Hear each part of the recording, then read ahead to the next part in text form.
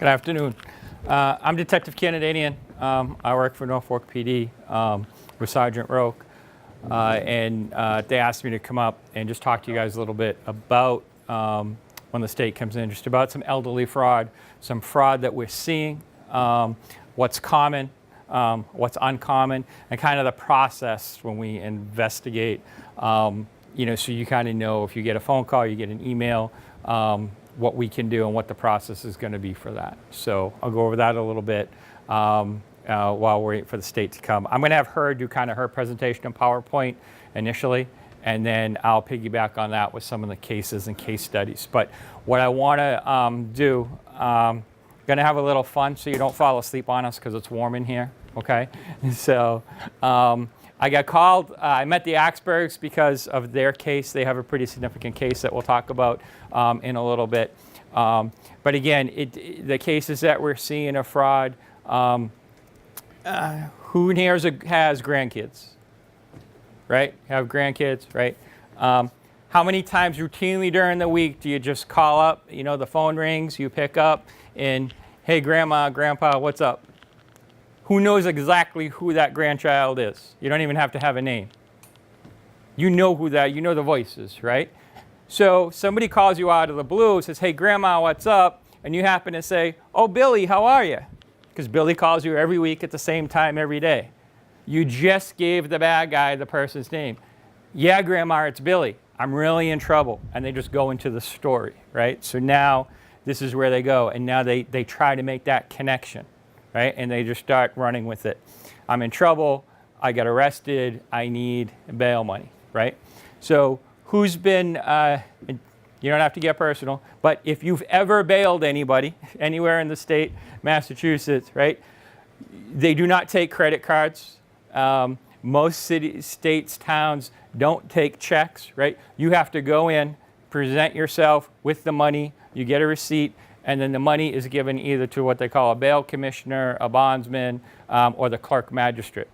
And it can be anywhere from, in Massachusetts, if you're released on your own recognizance, it's $40, but that's a minimum for them to come out and bail you. And it's cash. We have somebody bring it to the station. We call the magistrate. They come in. We give them the $40. The paperwork's done. The person's released, and they get a court date for usually the next morning or the next court session.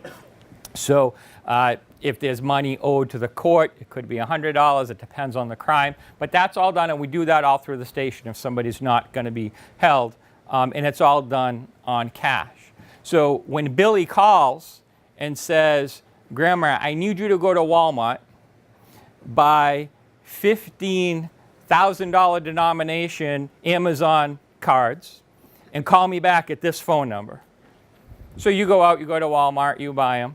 And you're not thinking, oh, he needs money. So this must be how they do it, right? Most people have never bailed anyone before, so you don't know. And that's what they're keying on. You've never done this before, right?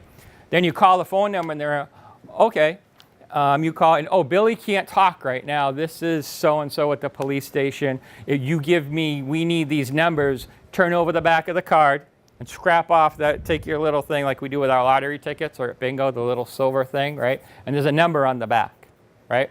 Scratch that off and read it to me, okay? I have a poor victim that did that for 4 hours, $8,000 worth of cards, and she was scratching off for 4 hours, giving them the number. Once they have that number on the back, if they have that number, you can get into that card. There's ways they use in what we call the black internet, and the money can either be withdrawn into a bank account or spent in some way. As she was scratching off, giving the number to this person on the phone, he was selling them immediately. By the time she was done, 4 hours later, there was no money left on any of those cards, and there was no way to track it. So there's so those are the things that'll happen, and it all started with, I need bail money, and you're going to go buy this, and you're going to scratch. So things like that, if it doesn't add up, if it doesn't seem right, ask a lot of questions. Again, if somebody calls you, ask to call, ask identifying information, right? If your grandchild goes to a certain school, knows a certain thing, family things that only they're going to know, ask those questions, Try to confirm who that is and think about what's a little bit out of line. Why would I go to Walmart Why wouldn't I, if they did take a check, why wouldn't I just write a check? Or why wouldn't I just be asked to, bring money somewhere? Wiring money, they ask you to go make a withdrawal, and they get very specific. They want certain amounts, where to withdraw it to, who to make the check out to, and where it's going to go. Western unions and things like that, you go to Walmart or CVS. For us, that's good because we get tracking numbers. We can track that a little bit to what bank it went to and then where somebody picked it up on the other end. So as an investigative process, that's how we would do that. The bank cards are tough. Like if you had the Amazon, the scratch cards, we have to call Amazon, try to find out where they were purchased. Once that number is scratched off and it's given out, we can't find anything. So what we do, if we find out those cards were bought at the Bellingham Walmart, we're going to go to the Bellingham Walmart. We're going to try to find somebody on the camera that bought $8,000 worth of cards.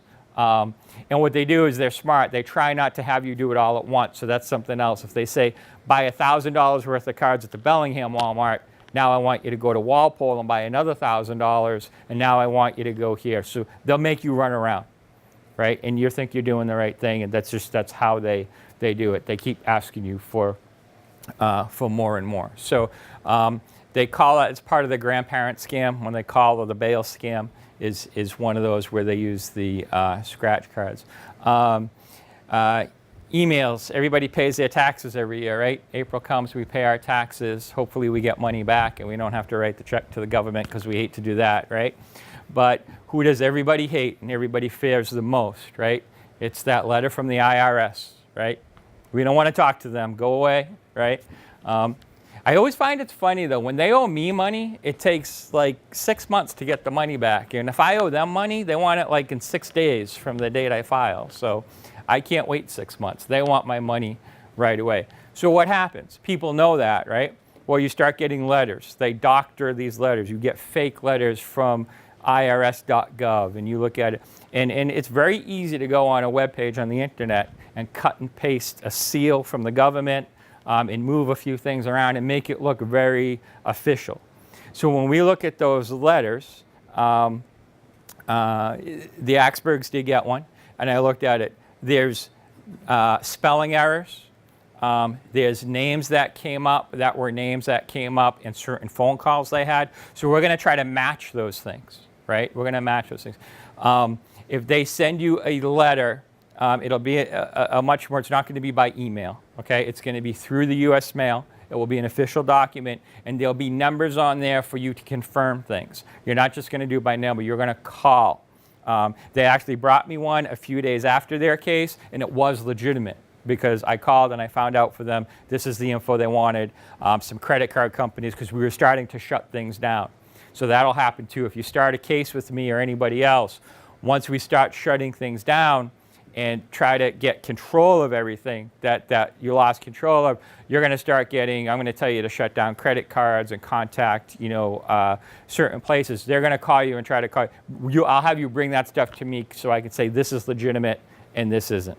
And we'll help you shut that down and try to control everything. So like I said, they're looking, you're vulnerable. You get that phone call. Other things we're seeing is, time somebody's asked you to deposit money into an account and then they'll take the money and give you more money, that's usually a scam. Nobody's going to deposit money into your account and then tell you they're going to give you 10 times as much afterwards. If you're paying for something, anything you need to pay for to get more money just be cautious of that. Again, call us. Anything you get. I think the state might talk about it a little bit, but we have all of these lotteries, Publishers Clearinghouse, Winners International. I just worked with the FBI on the Winners International case. It's just a big scam. Publishers Clearinghouse has their website, but that it's phs.com is a scam. So you don't know. You don't know what it comes from. Everybody changes their name. 1 week it's one thing, 1 week it's something else. It could be a legitimate lottery on one side, but then you get these scammers kind of doctoring these documents, and you get it, you look at it, you start sending them information. They start calling you, they get your phone number, right? And if you act, even just an entry, oh, this person's vulnerable, they're interested. They're going to keep calling you. They're going to keep harassing you. And then, oh yeah, I will buy something. And then they give they ask for a credit card number. Or they say, give us this credit card number and then we'll deposit this into your account. So there's things they're doing. They're going to ask you for that information. When they start asking, be a little bit wary about that stuff. But the state's here now. I'm going to let her, I started early because I was going to let her talk and piggyback on our local stuff here. So I'll let her start. Thank you guys so much for being here, and I apologize for being a little late. A lot of construction projects right now, so I've been rerouted through Dover twice. So I do apologize, and I didn't really want to speed because there's a lot of cops out there. Cops are my friends. But my name is Robin Putnam, and I work for the Office of Consumer Affairs and Business Regulation. We are a state agency located in downtown Boston. We are underneath the Baker-Polito administration. And part of my job is to get out into the communities and let people know what's available to them at least through our office. There is some brochures that are being handed out that have lots of information that I'm going to be talking about today. One of the things that I always like to mention and start off with is we have a helpline that's run Monday through Friday from 9 to 4:30, and you will actually get a human being who will answer the phone. It's not an automated system. Unless you call after 4:30, then you will get a voicemail. And we have 5 agencies that are underneath our office: the Division of Banks, Insurance, Professional Licensure, Telecommunications and Cable, and Standards. If you ever have an issue, whether it's your cable company and they don't answer the phone and then you're having problems, or maybe you suspect insurance fraud, you can call us and we can get you to our agency. They have helplines too as well that can help consumers. Our specialists handle between 300 and 400 calls every single week. It could be anything to do with, you name it, A to Z. We get calls constantly. Some of our big programs that we run through our office is the state lemon laws. If you ever buy or lease a car in Massachusetts and it turns out to be a lemon, there are laws to help keep you a little bit safer. Please do call us immediately. We also run the state home improvement contractor registration program. If you're going to be doing work in your own home, not a vacation home, and you are going to be dealing with a contractor, if it's over $1,000 worth of work, that contractor by law has to be registered through our office. It's not a license, it's just a way of keeping track of who in Massachusetts is doing the good work. You can file a complaint against a contractor. We have an arbitration program. If you're going to do any work, please go online, check out the contractor first before you actually hire them. If you're not an online person, give us a call. I'm happy to look up to make sure that they're registered. And if they have to have a license, I'm happy to look that up as well. Any person that you're going to have come into your home, whether it's a plumber, an electrician, you name it, or you're going to go see a new doctor, make sure they have their license and that it's up to date. It sounds a little crazy, but sometimes we do get calls with people saying, well, the plumber said he had his license, and it turns out the plumber didn't. So these are free resources that everybody can take advantage of, and I highly suggest doing it. On the back of the brochure has our phone number, our website. We put blog posts out constantly. I constantly am talking to all the different directors from the Council on Aging, whatever towns they are in. So if I hear of a new scam, let's say something's going on here, but no one knows about it because it's not going on in Chicopee, I'll email different people to say, hey, this is what's going on in Norfolk. I don't know if you've heard about this scam, but you might want to tell your seniors about it. So in case it starts getting to you, you'll hear about it before it starts. Your phone starts ringing. We also run the state data breach reporting. If there's a data breach anywhere and it affects just one resident of Massachusetts, that entity has to actually register through our office as well as the Attorney General's office. And quite honestly, it's not if identity theft is going to happen, it's when. I talk to between 30 and 40 groups every single month about identity theft and fraud. And shocking, I was involved last week in a data breach that happened in Canada. So you just never know. It's not fun to deal with. It's a $52 billion industry. It's never going to go away.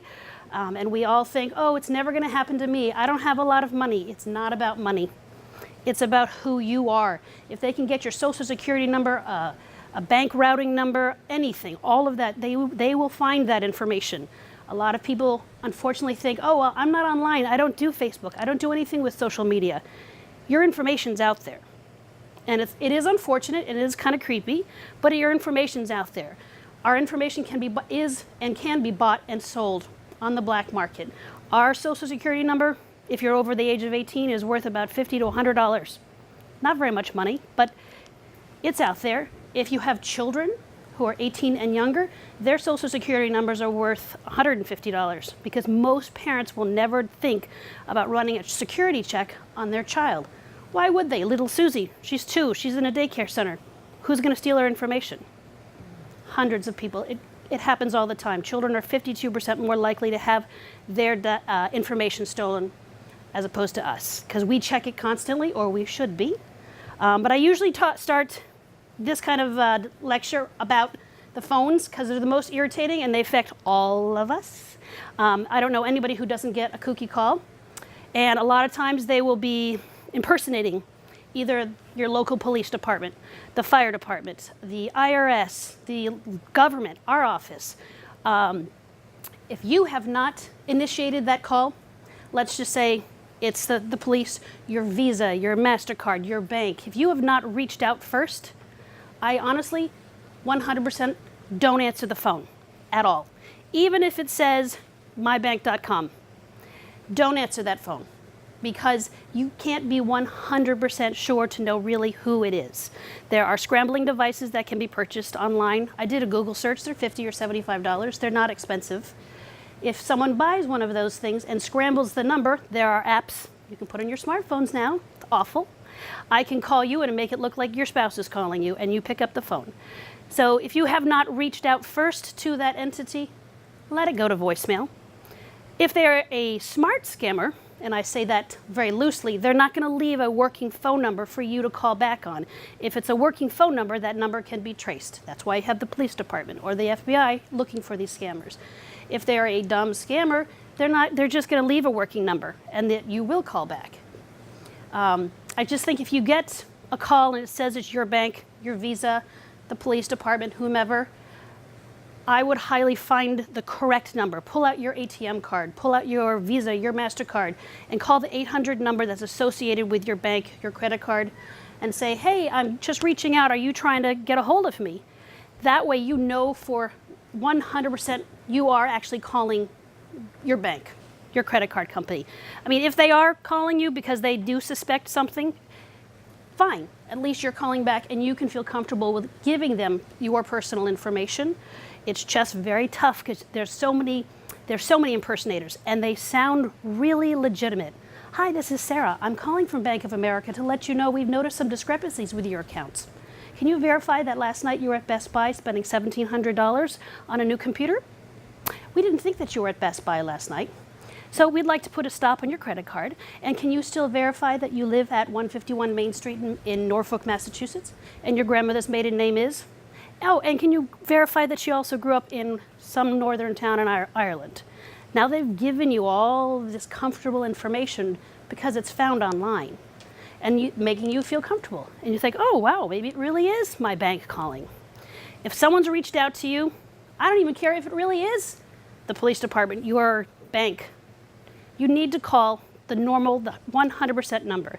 If it's the police department, find the non-emergency number and call them back. Most likely, unfortunately, one of the bigger scams for seniors is the grandparent scare. They'll call and they'll impersonate a local police and say, this is Officer so-and-so, I have your grandchild, we need $3,000 to get him out of jail. And then someone gets nervous and they wire money. Just so you know, I don't think a police department would take a green dot card to pay for a child. Just call the local police department, not the 911 number, but call the local number. Say, is there an issue? Do you have my grandchild? Even if they're calling from out of state, because some scammers they'll go online and they'll figure out, oh, Sarah Smith of Norfolk, she has 7 grandchildren and 2 are going to the University of Michigan. Let's impersonate the local police department there. And that's they want to scare you. They want to make you so nervous that you will respond just like that because it's your grandchild. We all love our grandchildren. I don't have any, but I'm sure I would. Just so you know, I've gotten the grandparent call. It was kind of fun just to listen to it, but if you haven't initiated that call, don't even pick it up. because the more times you keep picking it up, it just tells the scammer, whomever else is, wherever he is or she is, there's a live person. They're going to keep calling you. I don't suggest that you egg them on. I meet lots of fun people and they think it's kind of fun to egg the scammer on. Don't do it. If they are calling you on your home phone, there is a possibility that they can look it up, anywho.com, and do a reverse search. Now they know where you live. Now you're really going to need the police department if some random stranger is knocking on your door. Simply hang up. If it's an automated, a lot of these scammers are calling from computer programs. And when you pick up the phone, it's usually a 10 or 15 second delay.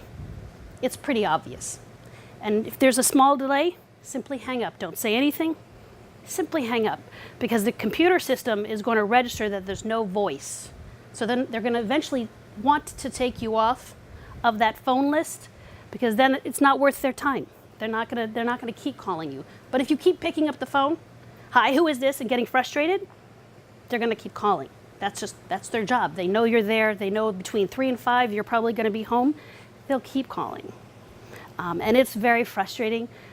The IRS, they're never going to call you. They're never going to swear at you and threaten you, tell you they're going to deport you. It's just really important to know that these scammers are out there and that all they want to do is scare you. They want to scare you so you'll react. If you do think that you owe money to the IRS, talk to your accountant. Call the local IRS in downtown Boston and make an inquiry. Find out if there was ever an issue. It's just, the phones are the most frustrating, but they can be pretty dangerous because we do give away so much information. We think it's comfortable. Does anybody have questions about phones or anything specifically? Yes? Yeah, I'm wondering if you have an answering machine, there's a voice that's picking up on that call, as opposed to me, because I never answer the phone unless I can see that it's my husband. Sure. But so how would you prevent? So she's asking about if you have an answering machine. I'd rather have them go to your answering machine. At least the computer system I've had a lot of hang-ups when my phone's gone right to answering. At least the computer system is going to realize, oh, hi, this is Sarah, I can't get to the phone, whatever your message may be. Eventually they're probably going to will take you off. It's better than you picking up physically and trying to have a dialogue with them. Let it go to voicemail. Just let it all go to voicemail. 9 times out of 10, they are junk. And it's irritating. I completely understand. I get them now at work. Someone's given away my number, and I get all kinds of calls now. I had the IRS call last week. They said that they're going to send the National Guard to get me. I said, wonderful. I work next to Charlie Baker. Send them on in. So you just never know. Unfortunately, with the calls, there are lots of free and or paid apps that you can put on your phone. I can't really say which ones work better than the others. Try them out, see if they work for you. That's another way to kind of help. Usually this is when I get the complaint of what's going on with the do not call list. It works for legitimate businesses. If you have Sears or LL Bean or whatever, I'm not knocking them, I'm just using them as an example. If you have them constantly calling you, yes, you can report that and they will get a call and probably a fine. But unfortunately, most of the calls that everybody's complaining about are scammers. They want to sell you a new roof, a new insurance policy, whatever the case may be, telling you your grandparents or your grandchild is in jail. They're just scam calls, and unfortunately, they don't fall under the do not call list. You can put your name on the Massachusetts as well as the national. It does help about this much, but it will help slow them down. It's really more important just to simply not answer the phone, and that does take a little time. And unfortunately, and I can say this because I have a mom who's 75, I call her my savvy senior, just push back, just say no, and hang up the phone if you decide to answer the phone. Unfortunately, the demographic has a hard time of saying no and not being nice. And I have to push on my own mom, and she gets it now, and she doesn't even answer the phone, even when I'm calling. So I'll send her a text, I'm calling in 10 minutes, And she'll pick up the phone now, but she's trying to be a little bit more savvy. How many here are online? Email, shopping, phishing scams. Phishing, PH, not FI. That's a $1 billion industry every year, and it's much more dangerous. If you get an email, like a phone call, and it says it's from your bank, really look at the email address that it says it's from. So if you hover your mouse over the return email address, let's just say it's mybank.com. If you look at the whole email address will pop up. It's not just going to say mybank at. The whole email address will pop up. And if it's a phishing scam, you'll see it looks totally crazy. Sometimes the bank name will be misspelled or in italics. And then at the end it will say at gmail.uk.654. A normal big national bank isn't using Gmail as their server, and they're not located in the United Kingdom. Unless you are maybe a resident of the United Kingdom and you're just here for the summer. If you look at those things. Look at what they're asking you to do. A lot of the phishing scammy ones will say, hi, this is yourbank.com. We need to verify and update your social security number. Why?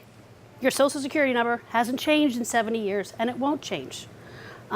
Even if you have to go through witness protection, there's a 1% chance that you will have your social security number changed. I even looked into that. It's kind of creepy, but weird. But it doesn't happen. If you are that 1% and your social security number gets changed, it's still attached to the new one. So if your bank is emailing you to update and verify your social security number, you might just delete that. Or forward it to the fraud department at your bank to say, hey, I got this odd, weird email. Can you take a look at it? Their IT department would probably like to see what it is and see if it will help them. It's just tough with the emails that come through or the pop-ups, the Microsoft pop-ups. Hey, we've detected something wrong with your computer, or you get a phone call. Unless you really do use Microsoft, you should be doing your security checks every 30 or 60 days. If you're not a techie person, which is I totally understand it, have someone in your life that you trust, whether it's the local Geek Squad or a local company here in Norfolk that you know and you can trust. Look them up on the Better Business Bureau, the Attorney General's office, make sure there's no complaints about them or they're not fraudulent. But use a company that you can feel comfortable with to do your updates, to help walk you through how to understand your computer, your smartphone, tablet, computer, laptop, all of that. I'm not a techie person. I have a laptop. And if there's an issue, I take it to the Apple Store. I do. I don't even feel bad about it. And usually within 5 keystrokes, I have some 13-year-old fixing my computer in seconds. And I feel super foolish, but I'd rather have someone fix it perfectly and know that I'm doing the right thing. When my computer pops up and tells me, hey, it's time for your next update, do the updates. Your computer is very intelligent. But if you get a flashing from Microsoft, they're not sending those out. It is fraudulent. If you are on Facebook, be very careful of you got another friend request from someone you're already friends with. My guess is that person had their accounts breached. Changing your passwords. Usually when I say this, people give me the evil eye every 6 weeks. You got to do it. You have to change your passwords. They've got to be long and crazy and weird and make sure it's not attached to anything about you, whether it's your grandchild, what your favorite color is, you have a dog, where you live. It should be something that's creative and interesting, whether it be a song lyric that only you or possibly your spouse might know of a song that you like. People are not changing their passwords far enough. They aren't. And they're not being creative, and people get hacked all the time. And it's really scary. Lotteries, fake lotteries, they're tough. I did give a presentation in Central Mass, and a woman thought she had won a lottery through Facebook. Some guy popped up through her messenger and said she won $1 million. Well, first of all, I don't think Facebook does lotteries at all. But he told her to send $10,000 in cash to Florida through the mail. And we can laugh, and she's totally savvy. She is not some doddering little old lady who has no brain. She did it. And after the presentation, she comes up to me and says, "Can we talk?" And usually when people do that to me, I'm like, "Oh, what did they do?" So she reported it through the FBI's IC3. It was over $10,000. As we were sitting there talking about it, her laptop started talking to her again. It was the guy popping up saying, "Thanks so much for the $10,000 in cash. We need another $5,000 for taxes." And she sat there and asked, "What should I do?" I said, "Nothing. You get rid of that person." It's just, we kind of chuckle about all these different things, but they keep happening. And unfortunately, only 1/3 of the time when their fraud gets reported. That's only 1/3. It's a $52 billion industry. So times that by 3. People don't want to talk about it. They don't want to, they feel embarrassed, like, did I fall for something? Maybe I shouldn't have done that. If you are talking with somebody in whatever atmosphere you're in and you suspect something might be going wrong, or they possibly might not be doing the smart thing, maybe they don't need another roof because they had the roof done last year. Talk to them. Have a conversation. Pull them aside. If you're nervous about something, talk to your local police department. Say, this doesn't sound right. I'm a little nervous. Can you help me with this? That's why we're here. It's challenging. And the more I talk about this to people, I get emails all the time. Does this sound not right? Yes, you're right. It is a scam. Lotteries are the worst. Everybody thinks, I've won the lottery of Norway. I've won the lottery of Ireland. You can't. It's against the law, unless you are a citizen of that country. But people still fall for it because they want to win money. And I totally understand that. But unless you're a citizen of that country, you can't win that lottery. So you just have to be very wary of what you're doing. Shredding. Everybody should get a shredder, or use a shredder here, or find a Shred Fest. All you have to do is Google search Shred Fest, Massachusetts 2018, and free Shred Fest will pop up and it'll tell you when the next one's going to be. AARP is having 10 of them this year. Find them. If you have to get rid of personal documents, anything with your name, address, account number, routing number. If you get a ton of catalogs, my mom gets a catalog once a week from this one company. On the very back is her name, address, and account number. Very dangerous information to just leave in your recycling bin. Just cut that little piece out. Cut the tear out that's in the middle. If I call that company and I'm a fraudster, which I'm not, and I impersonate my mom and her address, and I say, "Hey, I'd like to order this, this, this, and this, and here's my account number." If they don't verify it really is me, you never know who's going to be answering the phone. Thousands of dollars worth of camping equipment, clothing, you name it, could be ordered, shipped somewhere else, and then resold. I know I'm going to say this gently, but I know that a lot of police or fire are looking for donations throughout the year, different times of year. Don't leave a check on your door. Most police departments and fire departments don't do that anymore because they know it's not safe. Don't do that. Don't leave any kind of check in an open mailbox, in your door slot, plastered to your wall. If someone steals that, yes, it's completely against the law to steal mail, but people do it. They now have your name, your address, account number, and a routing number, which they can use all of that to order new checks in your name and sent somewhere else. So if you're going to still be paying your bills with a check, fine. Put it in the blue bin so that people can't put their arms in. Give it to the post person directly. It's just going to keep you a little bit safer. Monitor your accounts. I know lots of people don't like to do online banking. I understand that. When your bills come in at the end of the month or whenever they come in, monitor them. Read through them. Super boring read. But if someone's picked up your information, whether it be your credit card or your debit card, they're going to run a test run.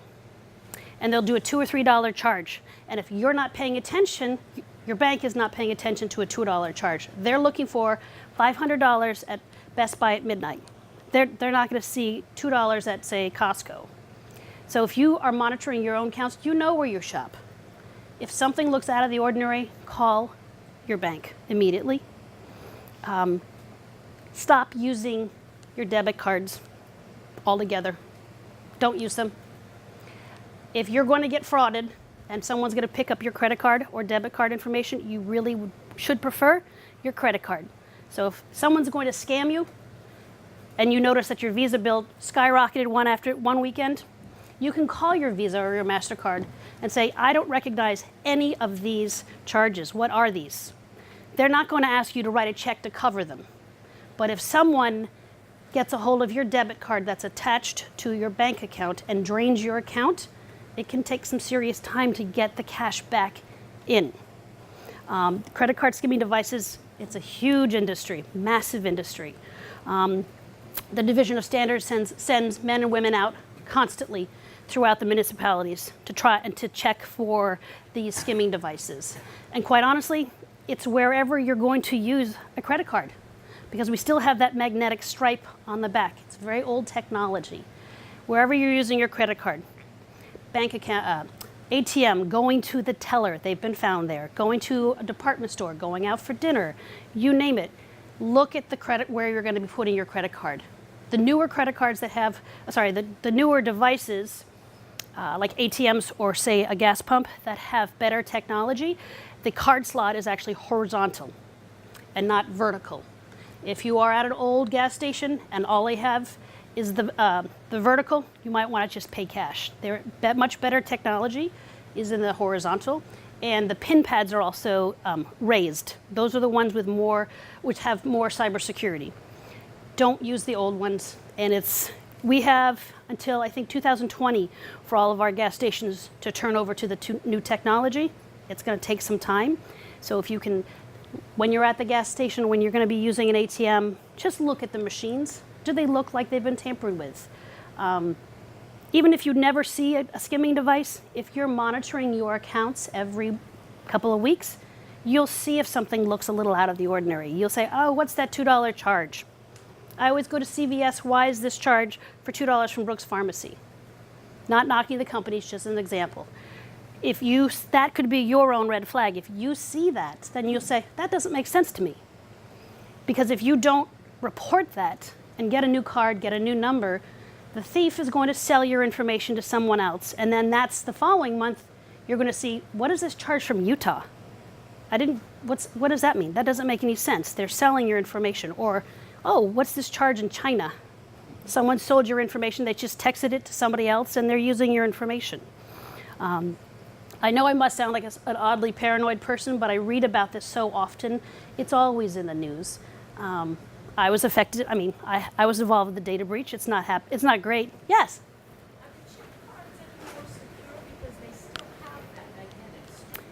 If you're going to be, she's asking about the chip card. If you can use the chip card as opposed to swiping, I highly suggest you use the chip. Everybody complains about the chip because it takes about 1 minute and 5 seconds to use. It's much better technology. The stripe was designed in 1974, very old technology. It's going to take another 8 to 10 years to have that removed. Some cards now have near field technology. If the front or back of your card has, it's a symbol that looks a little like a Wi-Fi symbol on the side, so 3 half circles. If you have that on your credit cards, that means you have a technology that's fantastic. It's great, fast. It's tapping. It's a reader sending out a signal to your credit card that has a little antenna. If you have that on your card, you should get an RFID blocker. Simple, cheap, $2. It's like a little credit card sleeve. They sell them at some AAA's, Bed Bath & Beyond. Probably you can get it on Amazon for $1 or $2. It will keep your credit card safer. You can be old-fashioned and just wrap it in tinfoil. That would drive me completely insane if I had to take tinfoil off of my credit card all the time. If you don't want the technology, you can ask your credit card for just the chip, and that's perfectly fine. If you have a passport that was renewed since 2013, your passport has that technology as well. It's a little gold square underneath our emblem. The passport was designed so that when it's fully closed, it acts as an RFID blocker, but I don't know if anybody has a passport or travels. My passport has never laid flat perfectly, ever, even when it was brand new. It always just kind of sat there like this. And what happens when we go through customs? We're tired, we're cranky, we're looking for a grandchild, looking for a child, you're hungry, you're not paying attention. You go through customs and you throw your passport into your bag. And now it's sitting there open. I mentioned this, it's not a massive industry, but I use Boston Logan as a simple example. For $400, you can get an international round-trip ticket to Iceland. It's cheap. If you are a fraudster, that's an easy get for you. Then you can walk around the international terminal all afternoon, seeing if anybody has an open passport. So these are little things that we can all do, and I know it sounds paranoid, but if you're monitoring your accounts, do a credit check once a year. Very boring read. January 1st, check the first credit report. 4 months later, check the second. 4 months later, check the third. Make sure everything that's on your credit reports is really belongs to you. For $5, you can just have a freeze. If you're not going to go need a new account, open up a mortgage, anything like that, freeze it so no one can get a hold of it. As I mentioned before, usually people say to me, well, who cares? I don't have money. It doesn't matter. I'm not rich. They don't care if you're rich. They just want to be you. And I mentioned in the very beginning about children. I read an article by AARP. There was a data breach somewhere in the middle of the country 10 years ago, and the identity of 5 or 6 kids, they were 3 at the time, their identities were stolen because they got breached. Who would think to ask, what's your cybersecurity like? And lo and behold, one of the little girls went to go get her license at 16. She was almost arrested the same day because there are 3 DUIs associated with her social security number. They didn't realize that her social security number had been breached. The national average to deal with full identity theft and all of the ramifications is 350 hours of your own time. That's time away from your family or work or a vacation. People have lost jobs. Marriages have fallen apart because it's stressful. It's very stressful. It's just not something you really want to deal with. And if you can do little things by being very, very sure what's going into your recycling bin, what's going into your trash. Everybody says, oh, it's just my trash. That doesn't happen, it doesn't matter. People steal trash, they do. And if you have 6 trash bags and all of your accounts are in all of them, they'll go through it. Your medicine, your prescription medication, if you can't get that label off, you should get a black redacting marker. You can buy them online, they're $5. Black out all of that information. People love to steal health insurance information. Or maybe they'll just refill one of your prescriptions. What if it's a pain medication because you just had major surgery? That's really tough to get a new prescription from your doctor. So if someone's going to get that, refill it, pick it up, and now put it on the black market, you don't want that to happen. Someone has told me that if you soak the medicine, the bottles, in water, it helps to get the label off. Someone also mentioned using a hairdryer. That seemed weird to me. I didn't want to try it, but you can try that. It's not very difficult to get those off, but all of these things are little things that we can do on a daily basis to help monitor our own selves and see if something's happening so that your social security number doesn't land up in someone else's pocket. Does anybody have questions? Everybody's really quiet. Yes? I was wondering about that address you gave us for the shredding fest. So Shred Fests, if you Google, if you're an AARP member, you can actually go onto their website and they'll tell you where in Massachusetts they're doing a Shred Fest. You can Google Shred Fest Massachusetts 2018, and different towns will have them. I just suggest if you're going to go to a Shred Fest, make sure it's going to be sponsored by a bank, a local bank, or a law firm, some reputable company that's going to attach their name to it. Don't just go to some random hanging out somewhere you don't know who really the company is. But a lot of times banks will be the supporter of that. I mention this because when my father passed away, we had 8 boxes, huge boxes full of information. My mom thought it'd be fun, let's have a bonfire. I said, I don't want to meet the fire department. Absolutely not, we're not doing that. So I Googled Shred Fest, and there was one 20 minutes away from us on a Saturday. So in 5 seconds, all of his information was gone. When people die, it's kind of a weird fact, but only 42% of the people who die yearly have their Social Security number reported and taken off the market. 42%. So that made me a little nervous. That's why I wanted to go to a shred fest to make sure all of my dad's information was gone. I also did check with the Social Security Administration to make sure indeed his information and his Social Security number is now off the market. And I'll end with the Medicare. The new cards are coming out. I've talked to all different types of people. Some people have it here, some people don't, it varies. One of the bigger scams is someone calling you saying, "Hi, it's Sarah, I'm calling from Medicare. Just want to verify your Social Security number and your address so we can get your card out to you." They don't need to verify that. They know where you live and they know where your Social Security number is. And if you'd like to expedite this, we'll take a Visa or a MasterCard to have it FedExed to you. It's free. They're going to send it to you. You can even go online and give them your email address and they'll let you know within a couple days when they're going to start sending it to you.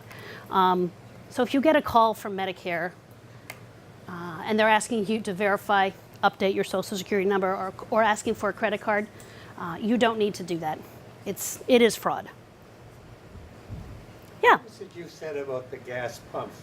Whether the card is vertical or horizontal? So the horizontal card slots are the newer technology. It has better cybersecurity. The vertical ones is older technology. So try not to use the vertical ones. That's all there is most of the time. Devon Savings has two. Well, So in the next, horizontal is better. yes, yes. I had to go to a lecture regarding gas pumps. It was riveting. Yes. A family member of mine was a victim of a phishing scam, and he gave out all his information, Oh, social security number. It was a weird thing because it was an app. They came on the internet. They sent him a note that said it showed the Apple logo sure. and his password. They had his password, and after the third or fourth time receiving the same email, he fell for it and gave all the information. How can I advise him? Do you know what he's done since? It was over the weekend. Oh, good. He Okay. contacted, he's in another state. He put a fraud alert on all of his accounts. Okay. He called in all his credit cards. Great. Maybe there's one account that he hasn't done it yet. Sure. Has he done a credit check with I don't know. annualcreditreport.com? It's the only free government-sanctioned place to go to get a free credit report. Local police departments go in and file. They can actually go to the FTC as well. Some people get nervous going into the police departments, I get it. File a formal complaint with the police department and get a copy. That will help back you up when you have to call the 3 credit reporting bureaus. It's just a paper trail and it makes you look more credible. Get that. You can go online and through the FTC as well. Call all 3, do a credit report check on all 3, either print it out or look at it online, make sure nothing is out of the ordinary. And then they also have a fraud line. I'm not sure when you call the 800 number, these numbers are also in here as well. Depending on what you need to do, either just a credit report check or reporting fraud, you can put a freeze. I highly suggest a freeze. Starting in September, there is a law that's going to be passed. It's taking a little bit of time.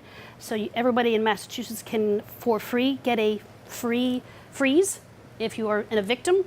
And they also expanded it to everyone of all ages, not just 18 and older. Though that would be a good thing to start with. I don't know. That would be a good place to start for him. He's in New York, so. He can also call the New York Attorney General's office. They're great. I've called them many times. If you ever have to file a complaint about a business and they're not located in Massachusetts, just Google search, figure out where their headquarters are, whatever state, and find the Attorney General's office in that state to file a formal complaint. But in this case, if it's New York, he'll probably want to file a report with the Attorney General's office. Thank you. You're welcome. Yes. I had another phone call. Okay. Crazy phone call.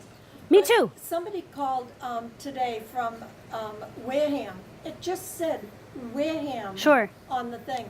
It didn't say town of, it didn't say a person's name.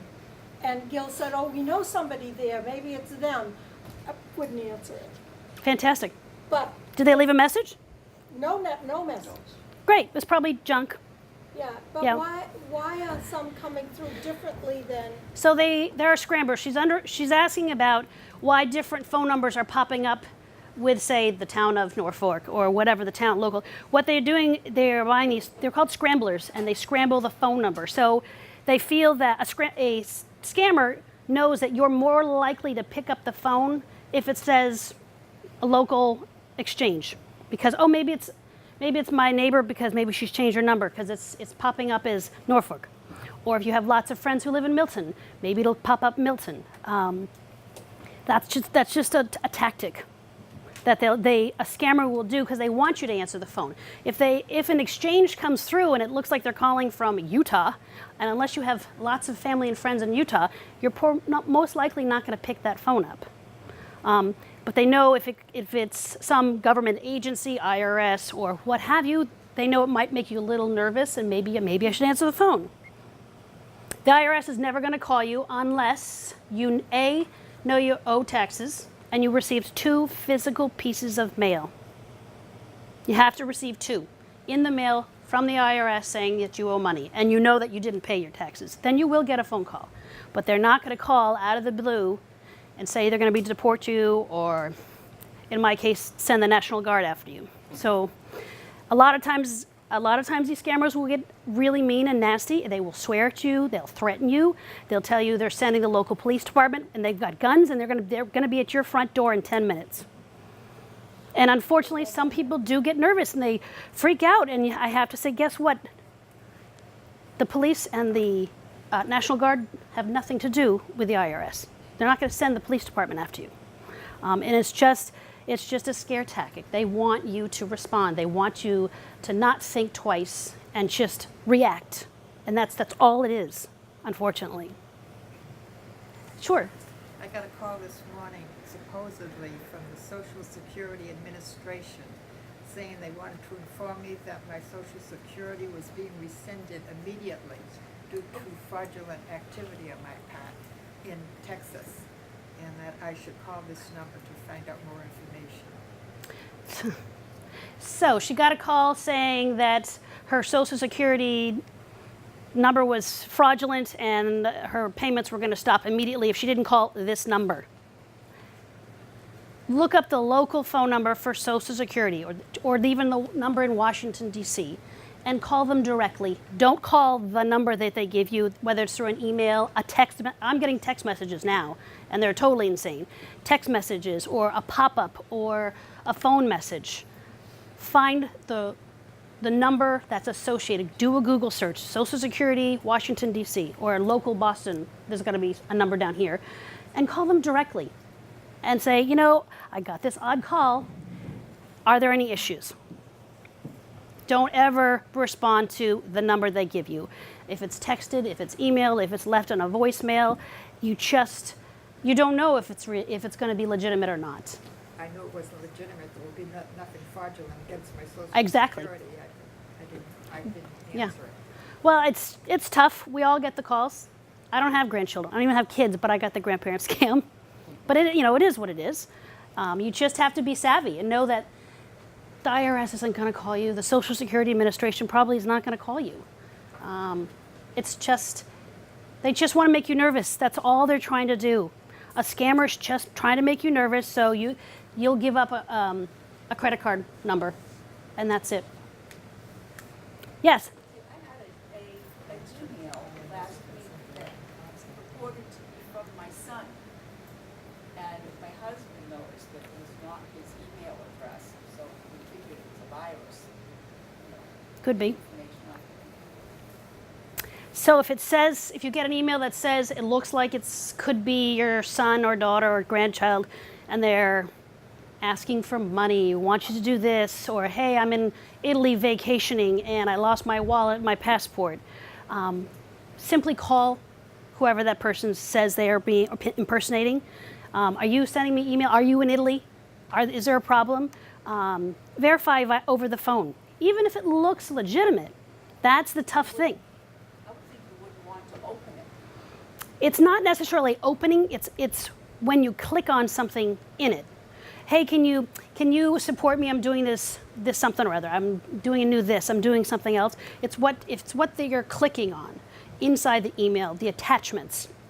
If it still looks legitimate, just simply call the person that it says it is and say, did you send me that email? Are you doing a breast cancer run? If it really is you, great, fine. I'm happy to support you, whatever the case may be. But you never know, because so many people don't change their passwords, and if their password is ever breached, and then that thief has access to their address book and just blasts everybody, it's just better, I would say, just to make a phone call first. Was there another? Yes.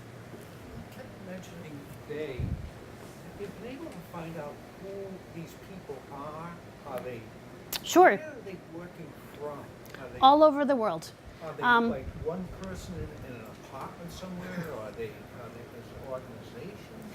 All kinds of organizations, all kinds of nefarious groups. There was a guy in Texas that was indicted, I believe, and I think he got 10 years. I mean, it takes time to find them.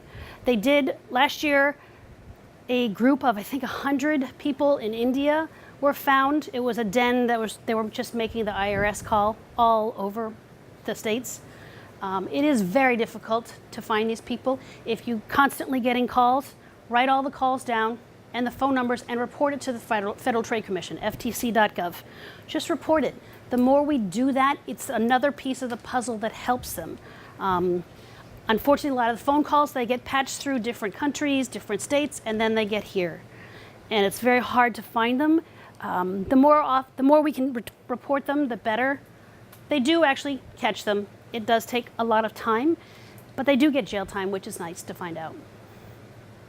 Yes? You mentioned that you couldn't recommend any particular service, but I seem to recall that Robo was actually Yep. partnered with the FTC. Yep. But the FTC had, I won't say a contest, but there was an open call for developers Yes. do they still have that recognition by the FTC? They do. The only problem is, I think Nomo Robo is actually a good product. Actually, it's not. It doesn't work in every area. So I live in the South Shore. I can't get Nomo Robo. So it just depends on where you are. You can go online and for free register your phone number. It just depends on what city or town you live in. So, but I don't have a problem with Nomo Robo. We found that it helped quite a bit. Great. I would love to be able to use it, but We couldn't use it until we switched over to a digital service. Yeah. We switched over to Xfinity or Fios. mhm. It wouldn't work with old Verizon anymore. Right. Are there other questions? Everybody's really quiet now, looking down. No one has any more questions? I'm surprised. We keep getting calls, your computer, AOL, your computer's running slow. That's fantastic. I probably should be able to go catch it then. So that's a scam. It is a scam, yeah. Yeah. We never answer, we just delete it, but I must have had it 10 times. Just don't answer the phone. That's awful. I'm sorry. Yes. I have a suggestion. Sure. I had a neighbor that got a pop-up that, I don't remember what it said, but I think it was intimating she had a virus. And she kind of followed through on it. Turns out it really wasn't harmful. They were just trying to get her to buy something. But anyway, if you get one of those pop-ups that you can't readily dismiss, just unplug your computer. Yep. Don't worry about being able to dismiss it. Same thing on the phone. Yep. Sometimes I'll click on a Facebook page, all of a sudden I get this pop-up that I can't dismiss. Absolutely. Just unplug your computer. It will not harm it. When in doubt, just unplug or turn the phone off altogether. I've done that. And feel free to give us a call. Our phone number is on the back. If you ever have a question, a comment, a concern, please do call us. We do like to hear from consumers to make sure if something's not right, maybe we can fix it. Maybe we can help direct you into the right entity that will be able to help you. Well, thank you very much. I really appreciate your time. Thank you.